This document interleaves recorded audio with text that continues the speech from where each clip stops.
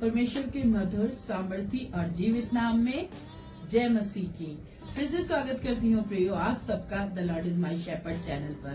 प्रियो आज मनन करने का जो विषय है वो है सावधान रहो, बी केयरफुल।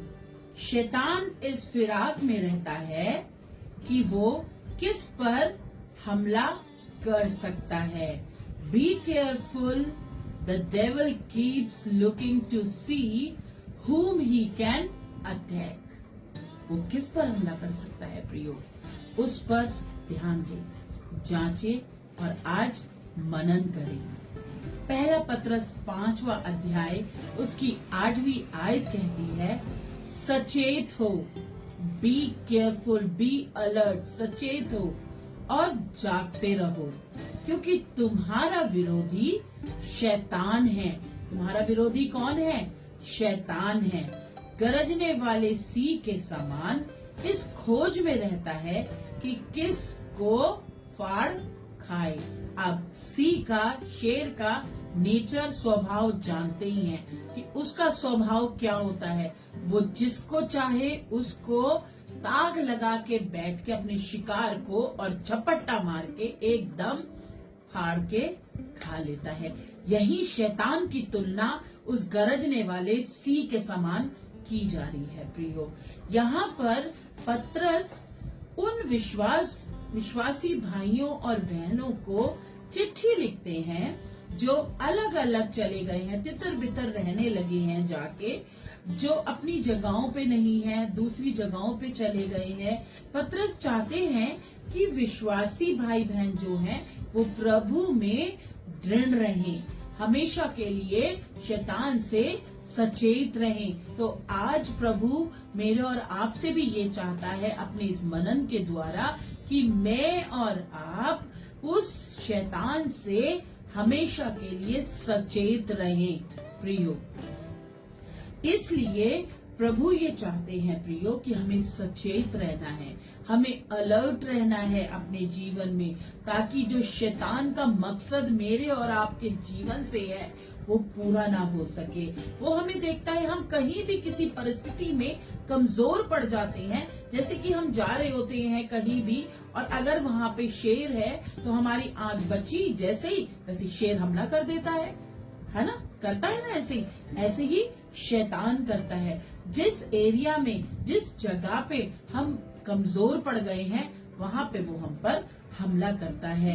इस आयत का जो अर्थ है वो ये है, जहाँ सचेत और जागते रहो की बात हो रही है, वहाँ पे कह रहे हैं ये चेतावनी है मेरे और आपके लिए कि शैतान हमेशा सतर्क रहता है, कि वह मौका तलाशता रहता है कि किस प्रकार हम पर हमला करे।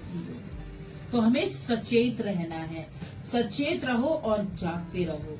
गरजने वाले सिंह के समान का अर्थ है इस आयत में ये शैतान की ताकत और खतरनाक स्वभाव और इरादे का वर्णन कर रहा है प्रियो। किसको फाड़ खाए, इसका अर्थ क्या है? यह दर्शाता है कि शैतान का उद्देश्य लोगों को हमेशा हमेशा नुकसान पहुंचाना और नष्ट करना ही है प्रियो। शैतान की योजनाएं क्या है प्रियो? शैतान की योजनाएं हमेशा अक्सर अदृश्य होती हैं, जो हमें दिखाई नहीं देती और हमारे जीवन में हो भी जाती हैं। चतुर होती हैं और अपने शिकार को फंसाने के लिए पूरी तरह से तैयार की जाती है। जिस प्रकार अभी कभी हम रोग में पड़ गए तो शैतान ने हमें तैयार कर दिया कि हम रोग में फंसकर परमेश्वर से दूर चले गए। शैतान बैठा था वहाँ पे गरजने वाले के सिंह के समान, आके एकदम अटैक किया और मौका पा गया। हम वहाँ पे प्रभु को छोड़ देते हैं। हो सकता है हम पारिवारिक रूप से कमजोर हो गए हो सकता है हम आत्मिक रूप से कमजोर हो रहे हैं। पाप में फंसाने की कोशिश करता है शैतान, लापरवाह लोगों को पाप में फंसाने की हमेशा प्रियो कोशिश करता है। जहाँ पर वो देखता है हमारा ये एरिया कमजोर है, हम प्रभु से विश्वास में दूर जा रहे हैं, वो झट से आता है और वहाँ पे आके मुझे और आपको फाड़ खाता है। बहुत से हमारे एरिया होंगे लाइफ के, चाहे वो पति पत्नी के बीच का कोई संबंध हो, पारिवारिक संबंध हो, रोगों का हो, या लाइफ में हम आगे नहीं बढ़ पा रहे हो, या फिर फाइनेंशियली कोई इश्यूज हो हमारी लाइफ में, या फिर हम अपने आसपास के माहौल से कुछ परेशान हो। बहुत से ऐसे एरिया हमारे जीवन में होते हैं जहां पे हम कमजोर पड़ जाते हैं और शैतान को मौका दे देते हैं कि वो आए और हम पर अटैक करे। इसीलिए पहला पत्रस 5 उसकी 8वीं आयत मुझे और आपको सचेत कर रही है कि सचेत हो और जागते रहो। प्रियो, बचने का उपाय क्या है? इससे बहुत सरल उपाय है।